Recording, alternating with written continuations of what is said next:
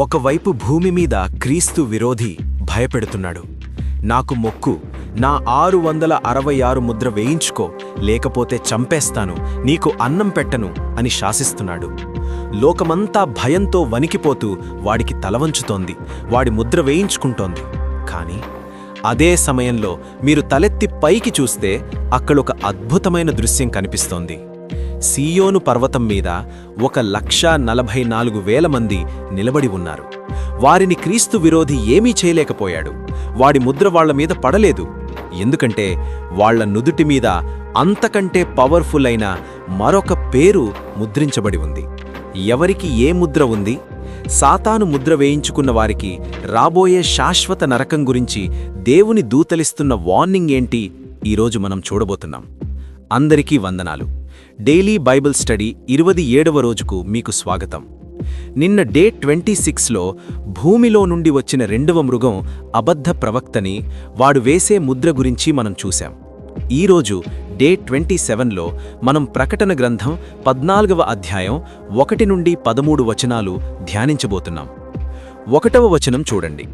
13వ అధ్యాయంలోని చీకటి తరువాత 14వ అధ్యాయం ఒక గొప్ప వెలుగుతో ప్రారంభమవుతోంది. మరియు నేను చూడగా, ఇదిగో, ఆ గొర్రెపిల్ల సీయోను పర్వతం మీద నిలబడియుండెను. ఆయన నామమును ఆయన తండ్రి నామమును నొసళ్లయందు వ్రాయబడియున్న 1,44,000 మంది ఆయనతో కూడా ఉండిరి. ఇది ఎంత గొప్ప వ్యత్యాసమో గమనించండి. సాతాను భయపెట్టి బెదిరించి తన ముద్ర 666 వేయిస్తున్నాడు. వాడు మనుషులను ఒక నంబర్లాగా ట్రీట్ చేస్తున్నాడు.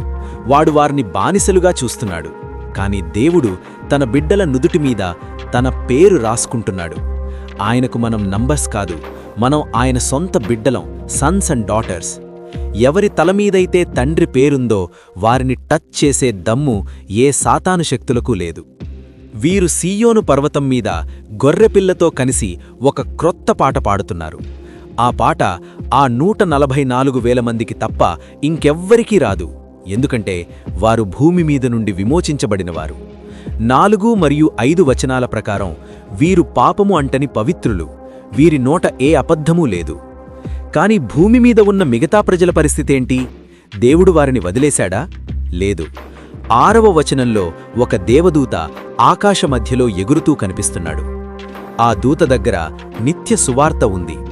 ఆ దూత భూనివాసులందరితో దేవునికి భయపడి ఆయనను మహిమపరచుడి, ఆయన తీర్పు తీర్చు గడియ వచ్చెను అని గొప్ప స్వరంతో ప్రకటిస్తున్నాడు.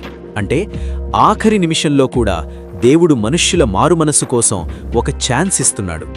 వెంటనే 8వ వచనంలో రెండవ దేవదూత వస్తున్నాడు. బబిలోను కూలిపోయెను, ఆ మహాపట్టణము కూలిపోయెను. ఇక్కడ బబిలోను అంటే కేవలం ఒక పాత నగరం కాదు.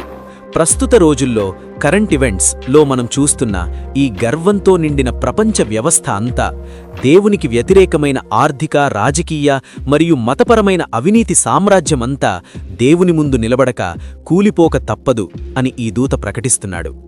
కాని 3వ దేవదూత వచ్చే మాటలు చాలా జాగ్రత్తగా వినండి.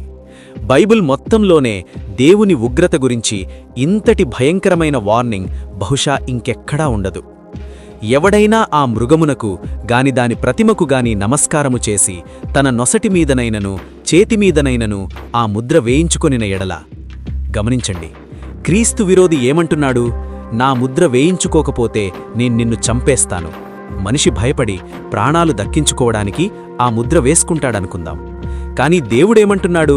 నువ్వా ముద్ర వేసుకుంటే నీ మీద దేవుని భయంకరమైన ఉగ్రత పడుతుంది. ఆ ఉగ్రత ఎలా ఉంటుందో 10వ వచనం చివరిలో చూడండి. పరిశుద్ధ దూతల ఎదుటను గొర్రెపిల్ల ఎదుటను వాడు అగ్నిగంధకముల చేత బాధింపబడును. ఇంకా భయంకరమైన మాట 11వ వచనంలో ఉంది. వారి బాధానల ధూమము యుగయుగములు పైకి లేచును. ఆ మృగమునకు గాని దాని ప్రతిమకు గాని నమస్కారము చేయువారును దాని పేరుగల ముద్ర వేయించుకొను వాడవు ఎవడో వానికి రాత్రింబగళ్ళు విశ్రాంతి లేదు. చూశారా? నరకం అనేది ఒక కల్పిత కథ కాదు. అది అన్హిలేషన్, అంటే చనిపోగానే అంతా అయిపోతుంది అని కొంతమంది అబద్ధబోధలు చేస్తారు. కాని ఇక్కడ దేవుని వాక్యం క్లియర్గా చెబుతోంది, అది యుగయుగములు మండే అగ్ని. అక్కడ డే అండ్ నైట్ విశ్రాంతి ఉండదు. 666 ముద్ర అనేది ఒకసారి వేయించుకుంటే ఇక రివర్స్ ఉండదు. మారు మనస్సుకు అవకాశం దొరకదు. అది దేవుని పట్ల కంప్లీట్ రిజెక్షన్. మరి ఆ రోజుల్లో దేవుని బిడ్డలు ఏం చెయ్యాలి? ఆకలితో చనిపోవాలా? కత్తికి బలవ్వాలా? అవును. 12వ వచనం దేవుని బిడ్డలకు ఎంత గొప్ప ఆదరణ ఇస్తోందో చూడండి. దేవుని ఆజ్ఞలను, యేసుక్రీస్తు మీది విశ్వాసమును గైకొనుచున్న పరిశుద్ధుల ఓర్పు ఇందులో కనబడును. ప్రాణం పోయినా సరే వారు ముద్ర వేయించుకోరు. క్రీస్తు విరోధి చేతిలో పడి వారు తలలు నరకబడితే వాళ్లు ఏడిపిస్తున్నట్లు లోకం అనుకుంటుంది. కాని పరలోకం నుండి ఒక స్వరం 13వ వచనం ఏం చెబుతోందో వినండి. ఇక మీదట ప్రభువునందు మృతిబొందు మృతులు ధన్యులు, వారు తమ ప్రయాసలు మాని విశ్రాంతి పొందుతారు. వావ్! భూమి మీద ఆ ముద్ర వేయించుకున్న వారికి రాత్రింబగళ్ళు నరకంలో విశ్రాంతి లేదు.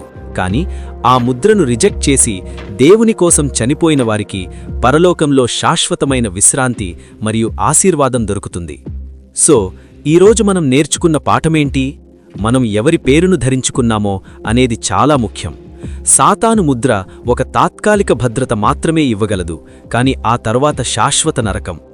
దేవుని ముద్ర ఈ లోకంలో శ్రమను తీసుకురావచ్చు, కాని ఆ తర్వాత శాశ్వత జీవితం. ఈరోజు మీరు దేవుని పక్షాన నిలబడడానికి భయపడకండి. శ్రమలొచ్చినప్పుడు అధైర్యపడకండి. మన తండ్రి పేరు మన నుదుటి మీద అదృశ్యంగా వ్రాయబడి ఉంది. మీ ప్రార్థనా జీవితంలో ఎల్లప్పుడూ యేసు రక్తం జయం అని ధైర్యంగా ప్రకటించండి. ఆ రక్తమే మనకు అంతిమ విజయాన్నిస్తుంది. రేపు డే 28లో ఈ 14వ అధ్యాయం చివర్లో ఒక భయంకరమైన కోత జరగబోతోంది. మధ్యాకాశంలో తెల్లని మేఘం మీద ఒకరు కూర్చుని తన చేతిలో ఉన్న వాడి అయిన కొడవలిని భూమిమీదకు విసురుతాడు. భూమిమీద పాపం పండిపోయింది కాబట్టి ఆ ద్రాక్ష పండ్లను కోసి దేవుని ఉగ్రత అను పెద్ద తొట్టిలో తొక్కుతారు. ఆ తీర్పు ఎలా ఉంటుందో రేపు మనం చూద్దాం. పరలోకపు నిత్య సువార్త మీ హృదయాలకు సమాధానం దయచేయునుగాక.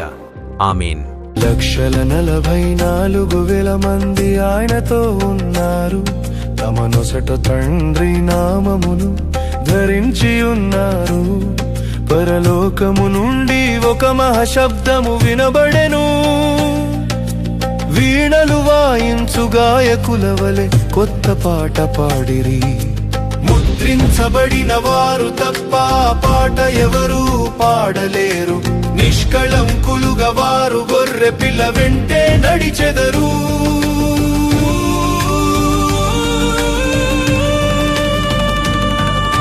సియోను పర్వతంపై జయశీలుడా, వేలాది భక్తుల స్తుతి పాత్రుడా, నిష్కళంకుడా నీవే గొర్రె పిల్లవు.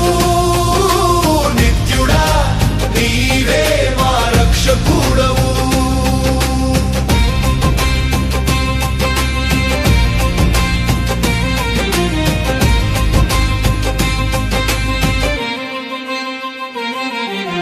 మొదటి దూత ఎగురుచు సువార్తను ప్రకటించెను.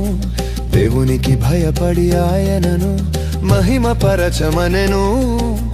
రెండవ దూత బబులోను కూలిపోయెను అని చాటెను. మూడవ దూత మృగము ముద్ర వేయించుకోకండి అని హెచ్చరించెను. దేవుని కోపమనే పాత్రలోని ద్రాక్షారసము మృగమును పూజించువారు త్రాగక తప్పదు.